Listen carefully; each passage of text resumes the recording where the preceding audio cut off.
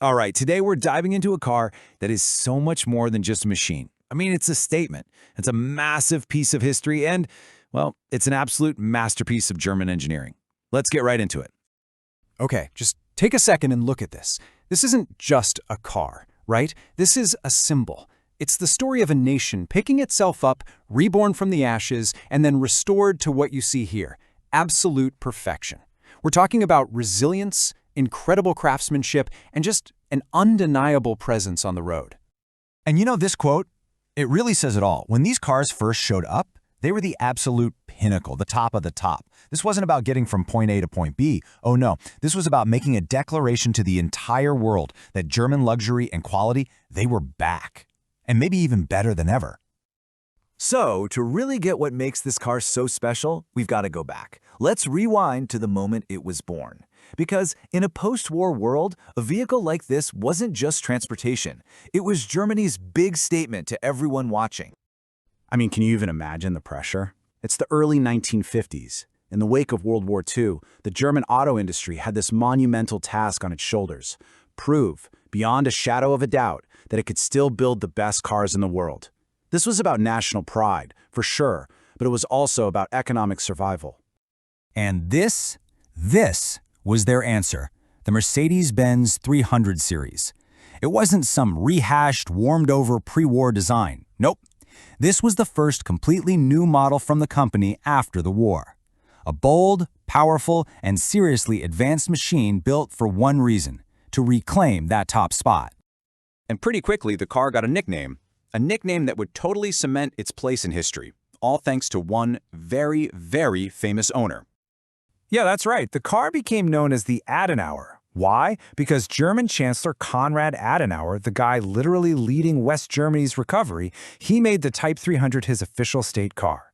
And he didn't just have one. The man owned 6 of them. So, of course, the nickname stuck, forever linking this car with power and prestige. But don't think for a second this car was all about looks. Oh no, the engineering under the hood was seriously impressive. It had a brand new 3.0-liter straight-six engine, and get this, it was designed for prolonged, hard use on the autobahn. It could hold its top speed, nearly 100 miles an hour, all day long. So yeah, it had the performance to back up that imposing presence. Okay, so the Adenauer sedan was this big symbol of state power, right? But believe it or not, there was an even more exclusive version, and that was the 4-door convertible, the Cabriolet D.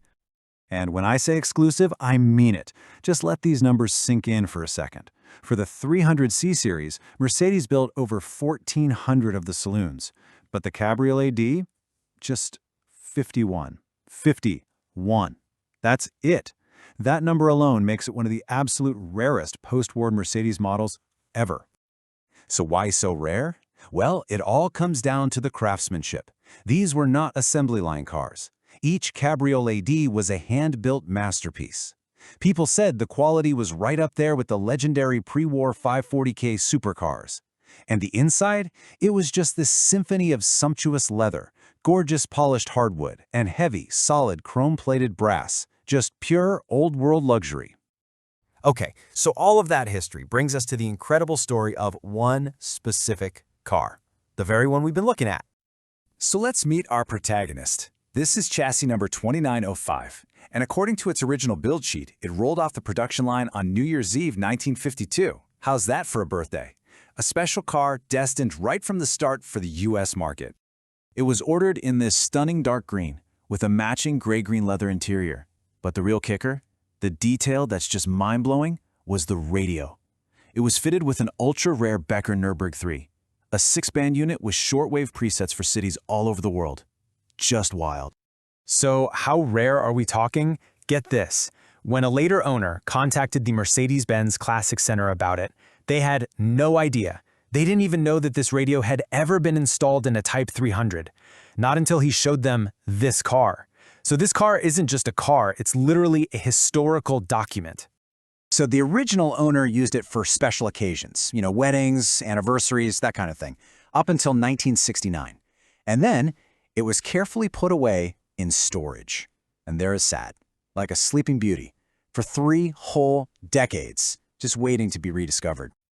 But of course, that's not where the story ends. After 30 years in the dark, this legend was about to have its rebirth. And you can see its journey right here. The original owner's nephew inherited it in 1999 and started a massive, no-expense-spared restoration. The work was eventually finished by a top Mercedes-Benz expert and, well, the results speak for themselves. In 2012, it won Best in Class at a major concours d'elegance. That's the ultimate validation of a flawless return to glory. So what's a car like this even worth? I mean, with this incredible backstory, this insane level of rarity, and a concourse-winning restoration, what's the number? Well, the market spoke. At auction, this masterpiece sold for $151,200, a figure that's a real testament to its one-of-a-kind story and absolutely flawless condition. And that really brings us to the big question, doesn't it? When you consider its unique history, those documented special order features, and that award-winning restoration, you just have to wonder, are we looking at the single finest example of a Mercedes-Benz 300 Cabriolet D left anywhere in the world? It certainly makes a very, very powerful case.